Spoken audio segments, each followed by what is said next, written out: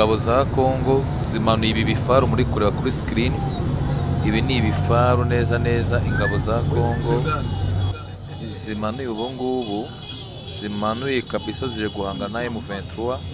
Ibi ni ibisasu, ni ingano y'ibisasu n'ibibunda bya ruturu biremereye ingabo za Congo zideployinze hafi na Goma kugira ngo zirwane kuri uyu mujyi, ariko M23 nayo ntabwo yoroshye.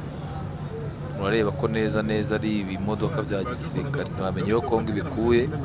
Imirwano igomba kuba sasa, igiye kuba imirwano sasa, imirwano igiye kuba danje ku buryo abari Goma bari kwibaza iyo bari buhungire. Njyewe murabireba kuri screen uburyo kibingana, reba nk'icyo kibunda kweri. Urabona ko ziraherekejwe, abaturage nabo bumiwe, bamwe bari gusibira bavuga ati nuragiye kuba, abaturage bo ni nk'abafana bavuga ati nuragiye kuba intambara ya danje, kandi ntago bazi neza ko ari bo igira ingaruka. Reba hano bitegeye umusozi, bari kureba neza, n'itangazamakuru ryahageze, bari kureba nyirizina ahantu bari kudeployinga bya bibunda kugira ngo barinde Goma. Murebe uriya musozi hakurya, hariya bari rero hasi yawo niho bari kudeployinga ibindi bari kubishyira kuri uriya musozi. Urugamba rushobora kuba rugiye kuba urugamba, bivuze ko u Rwanda rushobora kwakira impunzi nyinshi uyu munsi.